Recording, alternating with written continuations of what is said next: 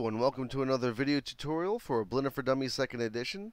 This is Jason Van Gumster and I'm walking you through it. This one is the eye tutorial. It's the practical example that goes along with the end of chapter 5. If you happen to have worked on the eye tutorial that I did for the first edition of Blender for Dummies, this is an improved version, so you should really take a look at this. It'll give you a better eye than the one I showed you how to do before. When we start this, let's work with our workspace here a little bit. We don't really need our tool shelf right now, so I'll hit T to get rid of that. And I don't really need the default cube or the manipulator, so get rid of the manipulator and hit X to get rid of our default cube. Alright, now we have an empty slate to work with here. Our eyeball is going to start with a UV sphere. So to add a UV sphere, pretty straightforward. Shift A, Mesh, UV sphere. Bam! We have a UV sphere. I'm going to tab immediately. I'm going to tab into edit mode. Now, if you wanted to, you could hit F6 to adjust some of our segments here and change some of the attributes of this thing if you wanted to. Or you could also do that from the tool shelf. Same sort of thing down there. Just depends on whether or not your tool shelf is visible. In my case, it's not, and I actually like the default. So we're just going to go with our defaults here, and I'm going to hit Tab to go into edit mode. And I'm going to take all of our objects here, and I'm going to, or not all of our objects, all the faces here that make up our UV sphere, which are already selected, and I'm going to rotate them around the x-axis 90 degrees. So basically, I want this pole on the y-axis and this pole facing backwards on the y-axis. So it's as simple as hitting R, X, so I'm locked to the x-axis, and I'll hit 90 degrees. Then I hit Enter. That's alright. I've rotated 90 degrees about my x-axis. First step done. Alright. Now, let's go ahead and get to the nitty-gritty of our eyeball here. So what we're going to do is we're going to take the UV sphere and start building our iris and our pupil. We're going to do that by selecting this pole right here. Remember, selecting is with a right click if you use the defaults, which I am. And what we're going to do here, we're going to enable our proportional editing tool, which is this button right here, if you enable it. Or you can just press O, and that'll also that toggles it being enabled. So now that we have that enabled, I'm going to grab this pole vertex along the y-axis towards the center of the sphere. So if I hit G and then Y, well, it's obviously a little bit large there. So if I use my scroll wheel, I can sort of adjust how much influence we're going to get here. So something like, I don't know, something like that. Just enough to get a little deviation here for our iris and this pulled back for our pupil. If you look at this from the side view, if I hit 3 and put this in wireframe, you should see something along these lines. Z puts me back into solid view. Now, we have our basic eye model in place. Not too bad. Still working on that. Now, what we want to do is we want to flesh out this area a little bit better.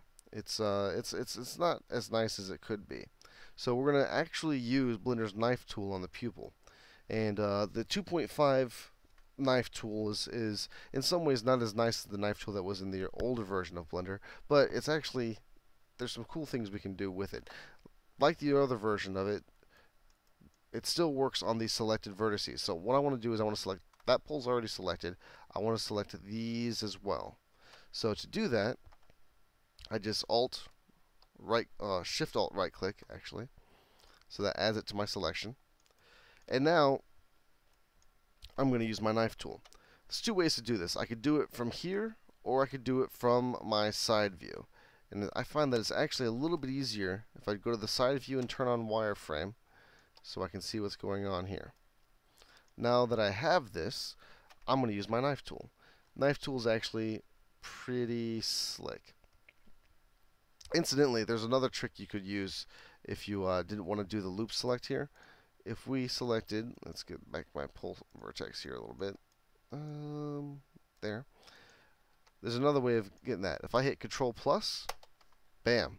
Control plus and Control minus on the numeric keypad increase and decrease our selection. So if we had that pole selected like we did, Control plus just increases the size to that loop and we're ready to go. But going back to the side view, let's get back to work here and stop getting distracted by all the cool hotkeys we could work with.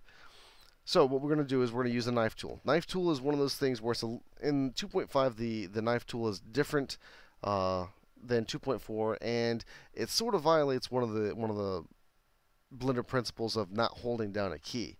Here's the way it works. If you hold down the K key and then left click and drag and then let go of both, I've just made a knife cut in my selected vertices. The problem, of course, is that it's an exact knife cut. If I hit Z to go back to solid view, that's really, really ugly. It's kind of totally hideous. So the way you can get around that, though, is you can use the last operator panel. Again, hit the tool shelf. You can do it down here, or I like just to hit F6 and get my floating panel. And instead of changing this from exact, we're going to change this to midpoint. Now it's so much cleaner, much better. See that? Painless and awesome. Now what I want to do is I want to grab that, I want to pull it along the y-axis. Now I still have my proportional edit tool enabled, so I'm going to disable that. Again, I could have just hit the O key. And now I'm going to grab that along the y-axis, and I'm just going to flatten that out just a touch. So now I have a space here that looks more like a pupil. I can scale that up just a bit. So if I'm looking at that in the front view, orthographic, yeah, something like that. Just to give ourselves a little dimension, a little flatness there so that light gets trapped in there and doesn't reflect too much when we actually start adding materials to it. Now, the next thing we want to do is we want to add some an edge loop along the faces that define this here. So that's pretty easy. All we have to do is, we could have used the knife tool again and knife tool exact, but I could also very easily hit Control R and I have an edge loop, and then I right click and it's midpointed right there in the center. That keeps it, you know, a little extra geometry there that refines things, especially when we start adding subdivision surfaces and that sort of thing.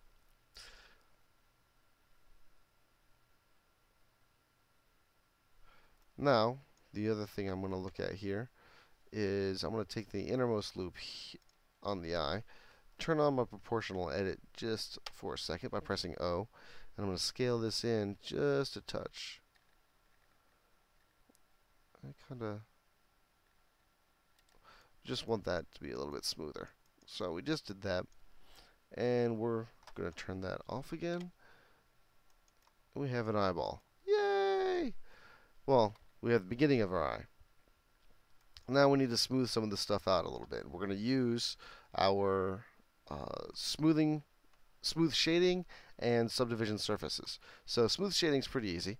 I'm going to select everything by pressing A until everything is selected, and then I'm just going to press W, shade smooth.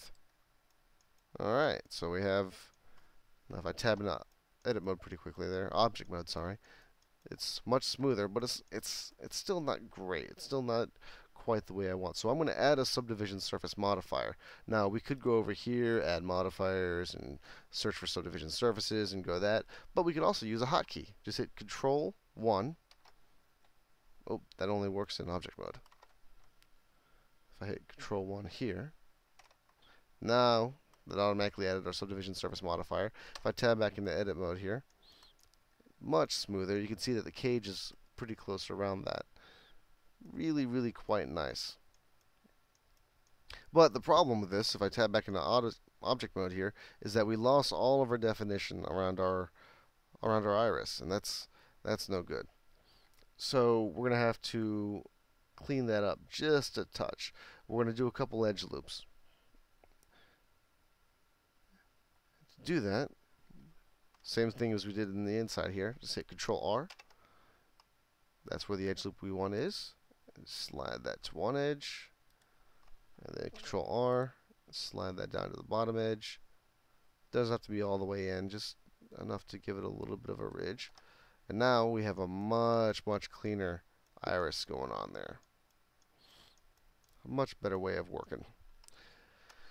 Alright, well that's the beginning of our eye. We have a pupil right down in there. We have our iris, which is kind of nice. What we don't have yet is the lens, the cornea, the sclera. So we're going to add that now.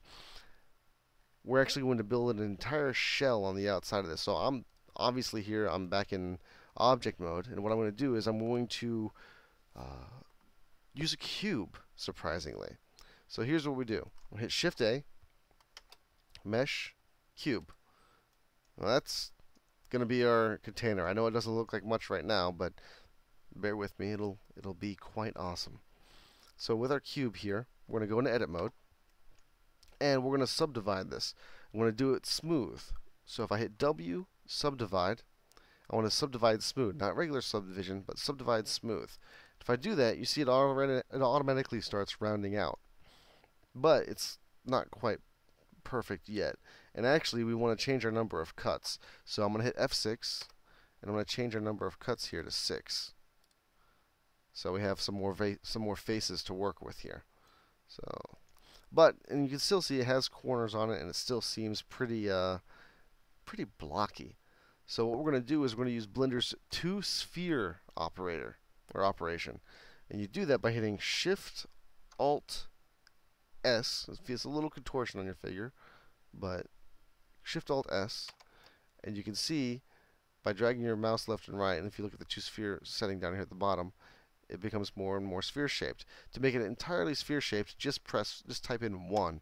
That means fully spherical. Blah, there's a tongue twister for you. So it's fully spherical now, and it's a cube that we've turned into a sphere. How's that for awesome? Now the same sort of thing. We're going to shade smooth. So hit W, shade smooth, and we're going to add a subdivision surface modifier to it. So for quickness sake, I'm going to tab into object mode, hit Control 1, and then tab back into edit mode. Neat. And now I'm still looking at this from the orthographic view, which is actually pretty useful. What we need, though, if I look at this in wireframe by hitting Z, it's much larger than our eye interior. So what I'm going to do is I'm going to push this down to our side view by hitting 3 on the numpad. Then I'm going to zoom in, and I'm going to scale this whole thing down. So scale it down to fit our eyeball a bit. There we go. I can get a little bit closer. Make sure we're... If you need to be more control, you can hold down Shift while you're doing this. So now, if I hit Z, it's still on the exterior and all's pretty good. But what I need now is this is an encasing, but the cornea area actually bulges. You have that front of your eye bulge thing going on there. So what we're going to do is I'm going to switch to face select mode by either clicking this button or hitting Control Tab, going to face. Either way works. And I'm going to go to the front view, and I'm going to select this central face right there. I'm also going to turn on my proportional edit mode again. So that's on enable right there, and we're pretty good to go. What I'm going to do is I'm going to go to our side view, grab that and pull it out. Along the y-axis, I'm going to lock that to the y-axis by either pressing Y or doing however. Now, this is obviously a little bit exaggerated, but if you pull it out just a touch and adjust with it to taste, voila. Pull that back just a bit. There we go.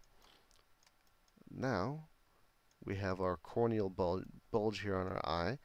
And let me disable proportional editing. But I could also, again, I could have toggled that by pressing the O key. And now, we have our eye exterior, we have our eye interior. And as an extra bonus, one of the things I like to do is two things, actually. Notice this is still named cube, and that is still named sphere. What I'm going to do is I'm going to join these two objects. So I'm going to select my cube, shift right click my sphere, and hit Control J to make them the same object. Now when I'm in edit mode, I can select all of the different faces on here, and it's kind of hectic to look at, but it's not horrible. But it's still named sphere. What I'm going to do is I'm going to pop open the properties region in the 3D view, and I'm going to rename it to eye. Tab in object mode, and we have our eye modeled. From here, you can do all sorts of cool things. Put some materials on it, put it in the cool model. Sky's pretty much the limit. But this is a very awesome high-resolution eye that you can use for just about anything. Have fun.